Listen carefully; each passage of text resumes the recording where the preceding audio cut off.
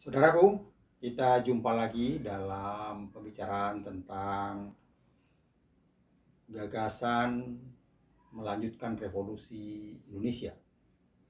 Seperti apa yang saya katakan sejak awal pada akhir Desember yang lalu, bahwa kita belum menyelesaikan revolusi kita, revolusi Indonesia, dan oleh karena itu maka peradaban kita, yaitu peradaban gotong royong, masih terlunta-lunta, terseok-seok seperti sekarang ini.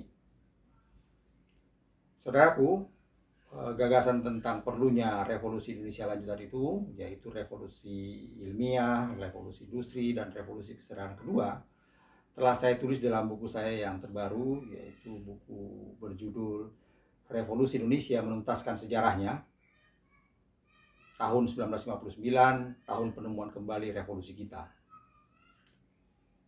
Saudaraku, pada pertemuan ini saya ingin menyampaikan bahwa saya melihat ada peluang yang besar tersedia sekarang ini sebagai langkah awal atau gerakan awal dari revolusi Indonesia lanjutan, yaitu memanfaatkan kepindahan ibu kota dari Jakarta ke Kalimantan Timur, seperti apa yang telah disampaikan Presiden Joko Widodo dan juga disetujui oleh DPR RI dan masyarakat luas.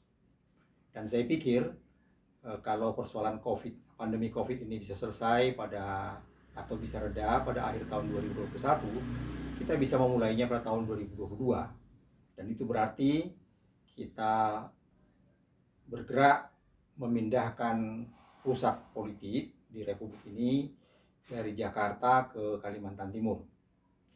Saudaraku, peluang itu saya lihat bahwa perpindahan itu akan menimbulkan pembaruan besar dalam pola pikir dan perilaku kita. Kita tidak lagi Jakarta sentris, kita juga tidak lagi Pulau Jawa sentris. Itu yang pertama. Yang kedua, kita juga melihat bahwasanya kemajuan di bidang politik ini saja tidak cukup.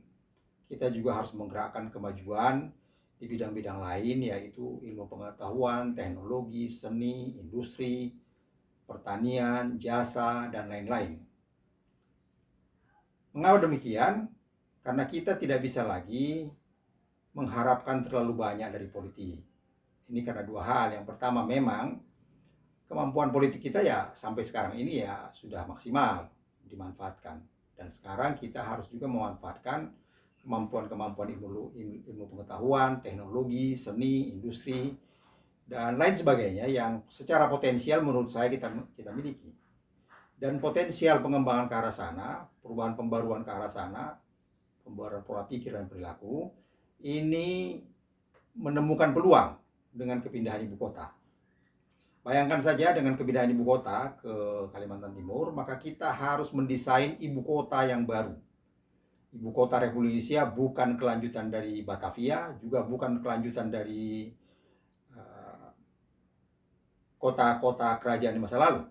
Tapi ibu kota yang baru yang kita desain untuk menyongsong masa depan Indonesia yang lebih baik.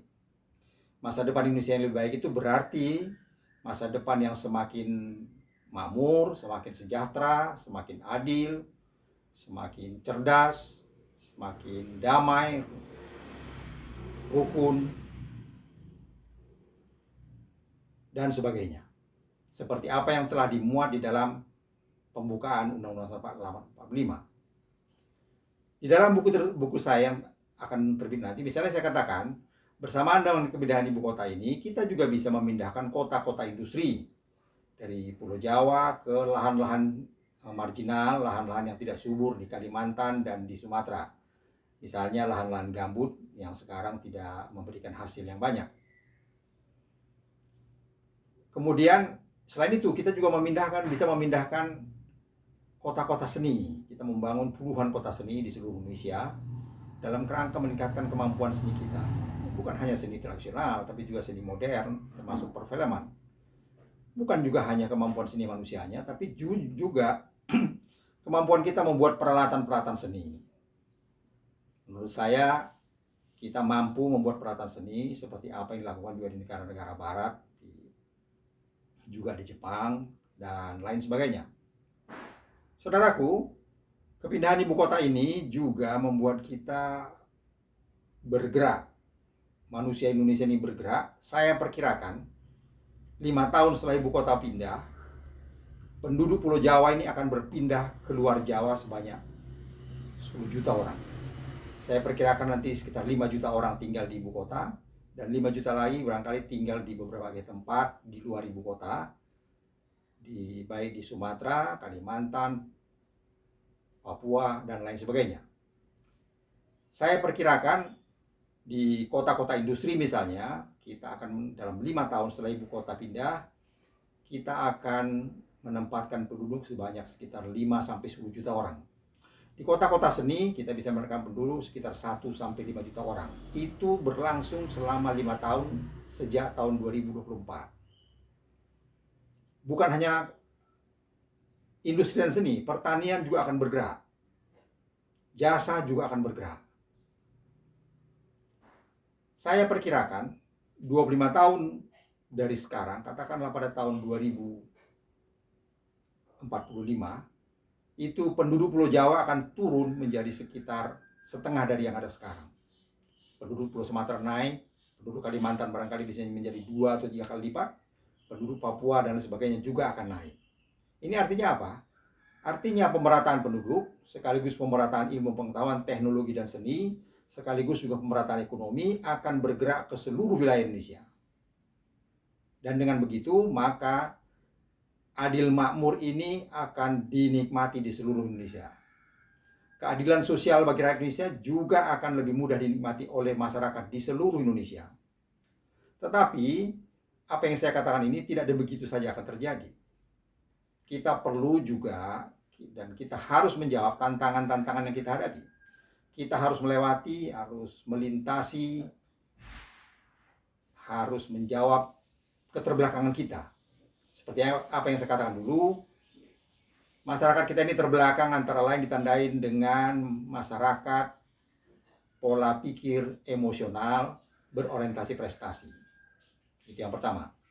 Yang kedua, kita juga harus menyelesaikan sikap kita yang kurang baik, yaitu kita cenderung menjadi masyarakat konsumen dan tidak suka menjadi produsen, terutama produsen yang memerlukan kreativitas, terutama kreativitas berpikir. Saya pikir masyarakat kita ini harus berubahlah dari masyarakat yang malas berpikir menjadi masyarakat yang rajin berpikir. Emosi kita ini kita kurangi, kita imbangi dengan rasio yang semakin tajam.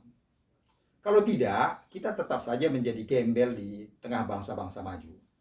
Di dunia ini, kita memang bangsa merdeka, tapi kita tidak merdeka penuh.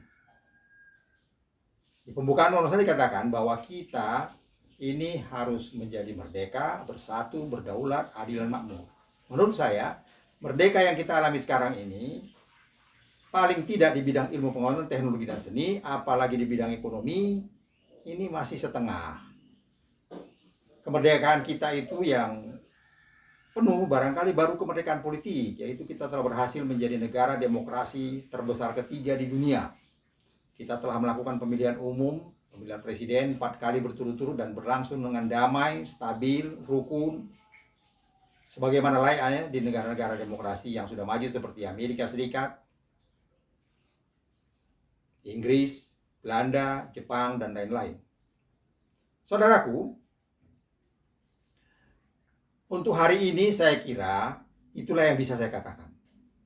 Saya menawarkan gagasan kepada saudara-saudara, mari kita gunakan kepindahan ibu kota ini menjadi gerakan awal revolusi Indonesia lanjutan, yaitu revolusi ilmiah, revolusi industri, dan revolusi kesadaran kedua. Langkah pertama untuk itu, mari kita dorong, mari kita dukung pemerintah beserta DPR dan semua lembaga negara lainnya sungguh-sungguh memproses kepindahan ini. Sehingga seperti yang direncanakan semula pada 17 Agustus tahun 2024, ulang tahun kemerdekaan RI sudah dirayakan di ibu kota yang baru. Dengan pola pikir yang baru, dengan perilaku yang baru, sikap yang baru.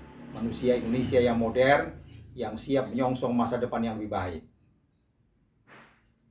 Kita tidak boleh menjadi tawanan masa lampau. Kita juga tidak boleh menjadi pemelihara kemajuan-kemajuan masa lampau sebagai kenangan saja. Tidak bisa. Masa lampau kita yang jaya itu harus kita ulangi kembali. Terjadi sekarang dengan masa lampau, dengan masa depan yang modern. Masa depan yang mampu bersaing dengan bangsa-bangsa yang lebih dulu maju. Termasuk dengan bangsa-bangsa yang dulu pernah menjajah kita.